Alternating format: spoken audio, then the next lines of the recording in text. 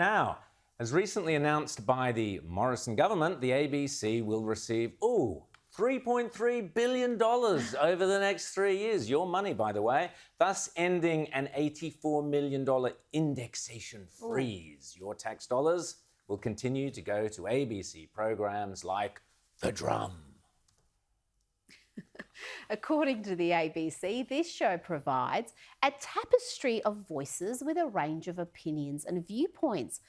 Hosts Ellen Fanning and Julia Baird lead the conversations that will get the nation talking, joined by our informed panel, plus revealing discussions with special guests.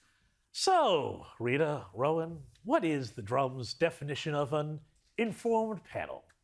Well, last week it gave us an insight into that, and it was prompted by Prime Minister Scott Morrison's recent appearance on Sunrise. Are you a sourdough or a multigrain?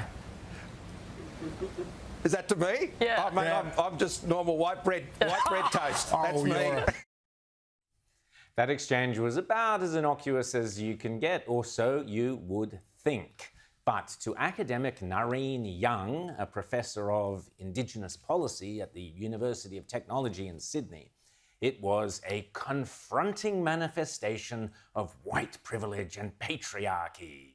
I think the comment about bread was really, the white bread was really interesting. Who eats white bread in this country? Anglo men. I come from a working class background. We had brown bread because we were healthy. I think that it shows a deep lack of understanding as to who works in this country. I think that there's a deep intersection of race and class. As one might say, there is a lot here to digest. Who eats white bread in this country, you ask, Professor?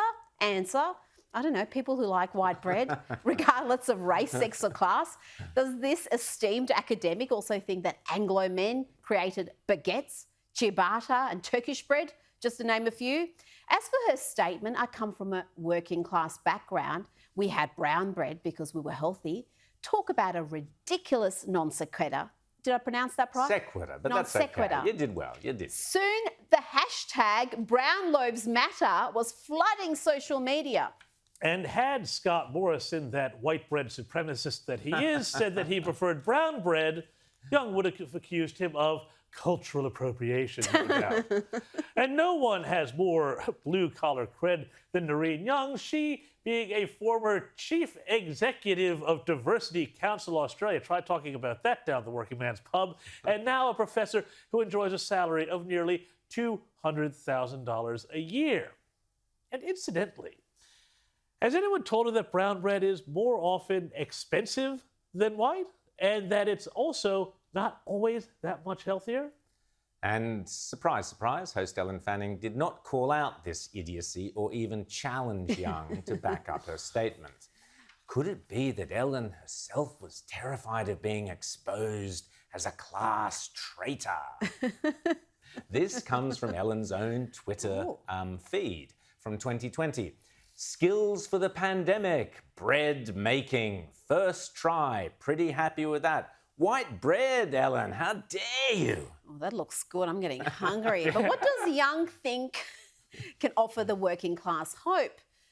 Is there any chance that a leader will champion the plebs and seize government from the patriarchal white bread society? I don't know that all politicians have that lack of understanding of what workers look like in this country. And they probably all couldn't make a loaf of bread as nice looking as that one Ellen Fanning did. But heaven be praised, hope is not lost, because who would that be you're looking for, Professor? As I grew up, I understood the impact that government can have on making a difference to people's lives, and in particular, to opportunity. I have to offer a disclaimer here. I've known him for a really long time and he was the best man at our wedding. I think that there's a whole lot of people in this country who were tired of the nastiness that Tony Abbott introduced into the general politic and want people to be decent again. And I think that's what this opposition have really focused on, and it works for me. All hail Albo, the man who restored decency to our parliament. It's great to learn that Narine Young abhors nastiness, like indicting people as class enemies because they like white bread. Coloured bread's that? People like this, perhaps. Whoa! Rita. Oh, as Young would have us believe, Albanese lives and breathes the working class, as he himself proudly declared in 2012, I like fighting Tories. That's what I do. So what does Albo do when he's not fighting Tories? Well, here's an example. As reported last year, Labour leader Anthony Albanese lists Marrickville Investment House for $2.1 million, so he's dabbling in investment properties.